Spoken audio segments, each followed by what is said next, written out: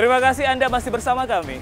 Untuk Anda yang baru saja bergabung, kami sajikan kembali 3 berita utama hari ini. Tim SAR selamatkan 9 penumpang kapal terbalik di perairan Banggai.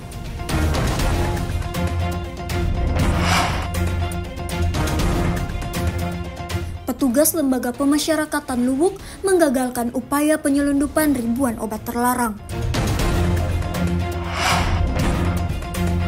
Seorang warga miskin di Sigi harus ditandu puluhan kilometer untuk berobat.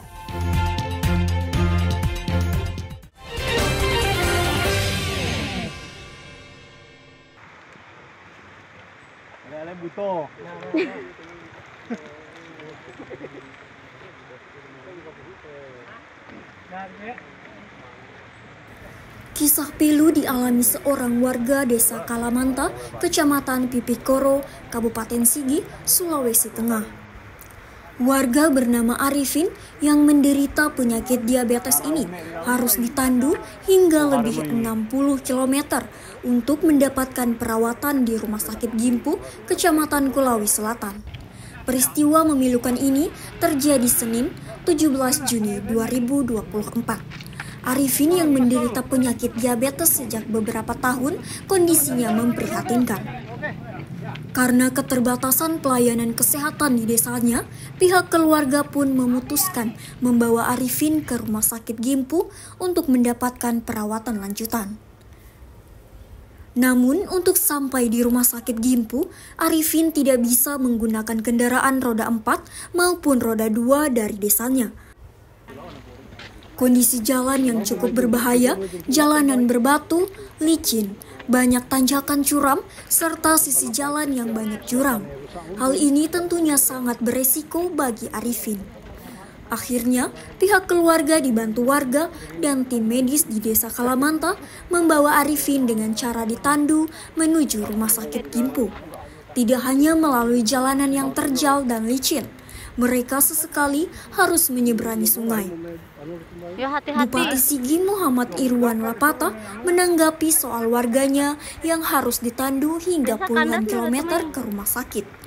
Bupati mengakui adanya sejumlah infrastruktur yang belum diperbaiki, baik jalan, jembatan, dan air bersih, khususnya di daerah pelosok termasuk Kalamanta, Kecamatan Pipikoro. Nah, setelah kami di proyek kami juga, saya tetap menganggarkan itu ruas jalan untuk Bena Kalamanta Batas. Kita buka lagi waktu kita sempat buka satu tahun. Kemudian itu upaya secara fisik dari pemerintah. Kemudian secara administrasi mekanisme, karena uang ini kan tidak hanya di Pemda, tapi ada di Pemda juga, ada di provinsi dan ada di pusat.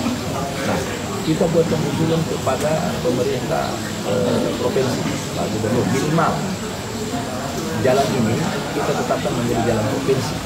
Kenapa jalan provinsi? Karena kalau jalan daerah, mau 20 tahun pun pemerintah kami, 20 tahun, jangan hanya 5 tahun, 20 tahun, tidak akan bisa mengurus jalan ini. Hitung tadi 64 km, kali jumlah 1,5 setiap tahun. Nah, sementara bukan hanya jalan yang diurus, ada nilainya. Tapi upaya kami memaksimalkan ini secara administrasi kita sudah buat.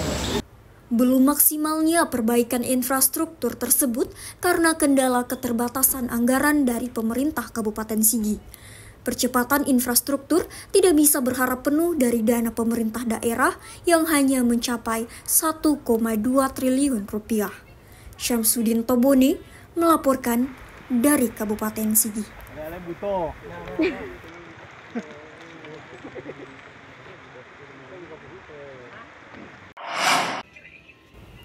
Tahun ajaran baru tahun 2024-2025 dimulai pertengahan Juli. Para orang tua mulai menyiapkan kebutuhan sekolah untuk anak-anaknya.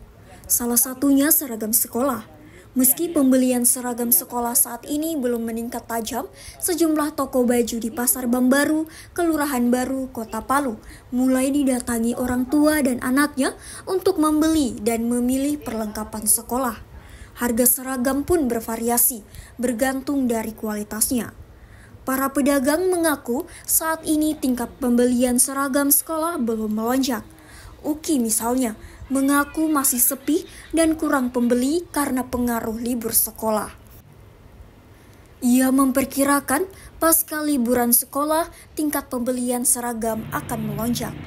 Oke, untuk seragam sekolah sampai saat ini mungkin masih ada beberapa barangkali perbedaan karena ada beberapa sekolah masih sekolah, ada yang sudah libur, mungkin efek seperti itu sehingga yang kami rasakan sebagai penjual seragam sekolah di Baru di sini transaksinya masih seperti ini mungkin sepi. Tapi insya Allah barangkali seperti tahun-tahun kemarin sekiranya barangkali sudah ada keputusan dari pemerintah barangkali libur, setelah libur di situ mungkin mulai kelihatan transaksi untuk seragam sekolah. Menyambut tahun ajaran baru ini, para pedagang sebenarnya sudah menyiapkan stok banyak untuk seragam sekolah mulai tingkat sekolah dasar hingga sekolah menengah atas. Selain seragam, atribut pelengkap seperti topi, dasi, kacu pramuka, ikat pinggang, hingga sepatu juga disiapkan para pedagang. Perlengkapan sekolah tersebut juga diperkirakan akan diserbu orang tua untuk anak-anaknya yang akan memasuki tahun ajaran baru 2024-2025 pada pertengahan Juli mendatang. Julianus K. melaporkan dari Palu.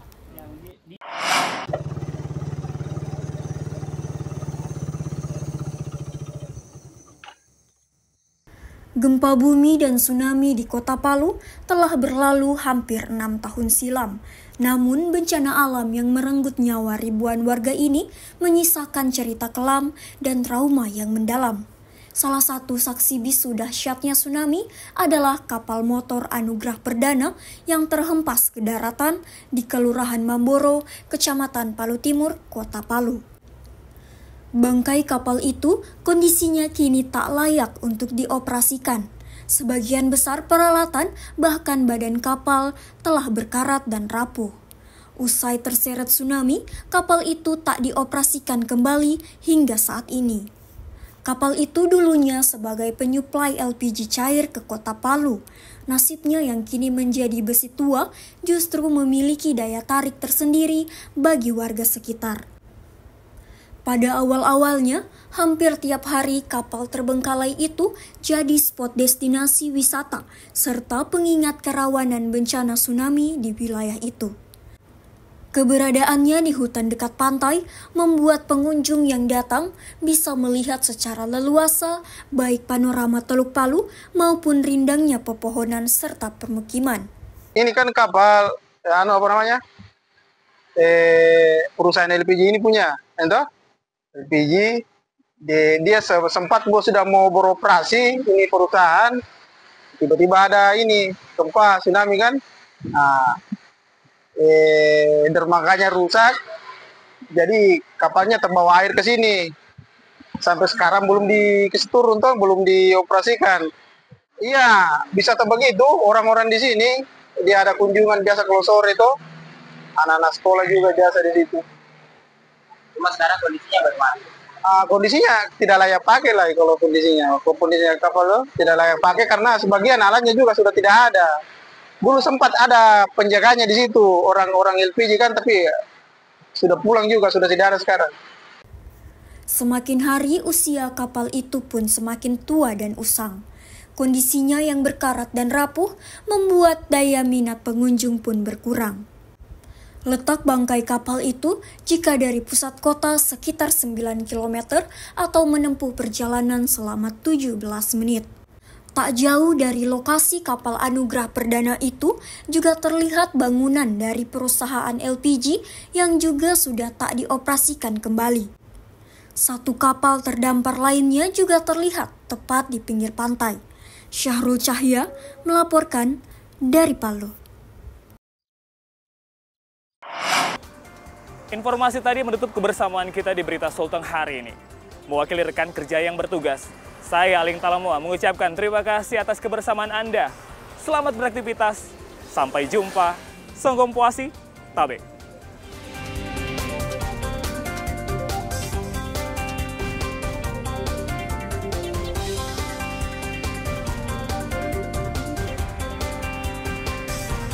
Oh.